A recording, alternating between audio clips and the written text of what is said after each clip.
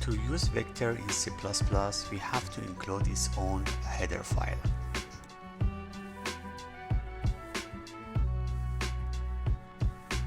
Let's declare 3 different vectors with 3 different syntax.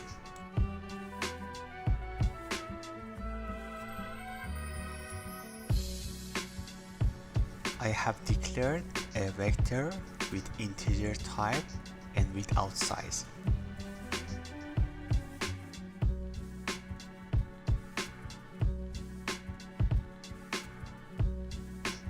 This declaration makes a vector containing 10 elements, each element initialized to 0.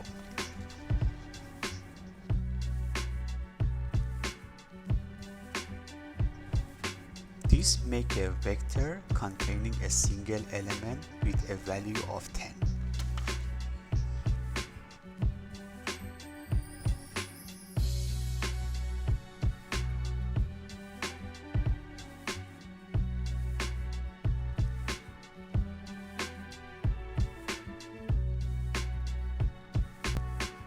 We can check the number of the vector element with the size method function. Let's print out the size of each vector which we have declared.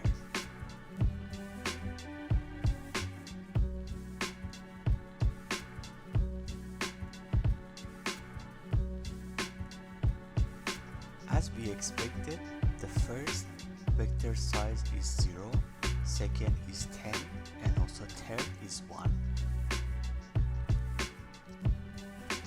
There are a few modifiers is available in C++ we can work with the vectors, but in this video we are going to focus only on 2 modifiers, which is going to add and remove an element from the vector. Pushback modifier is going to add one element at the end of the vector. Popback is going to remove the last element from the vector.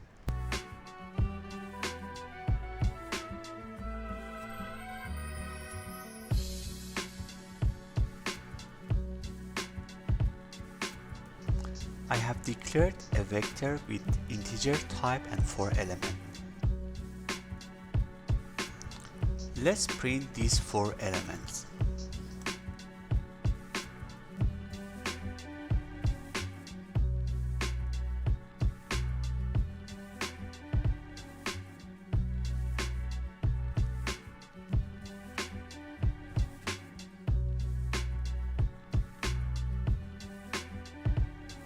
I'm going to add one element to the vector and I expect my vector size would be 5.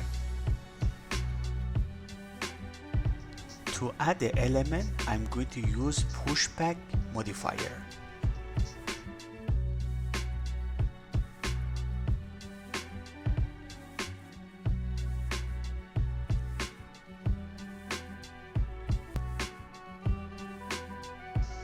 As we expected, 5 is already added at the end of the vector.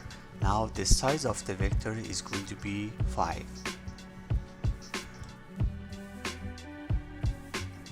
Let's remove the 2 last elements from the vector, means 4 and 5, with using popback modifier.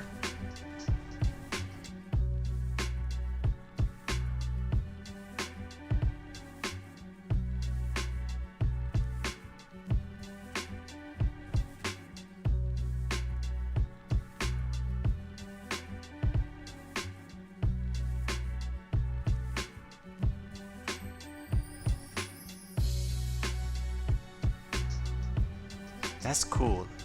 We removed the 2 last elements from the vector. Now the size of the vector is 3. This is how the modifier helps us to modify the vector, adding, removing, and so on from the vector. This is the main difference between vector and array. When we are declaring an array, we are not able to modify the array. We cannot add any element to the array. It's a fixed size. But when we are talking about vector, vector is a dynamic container. we would be able to remove, add, and change the size of the vector. In the next video, I will be talking about how you can declare a vector with user-defined type. See you in the next video.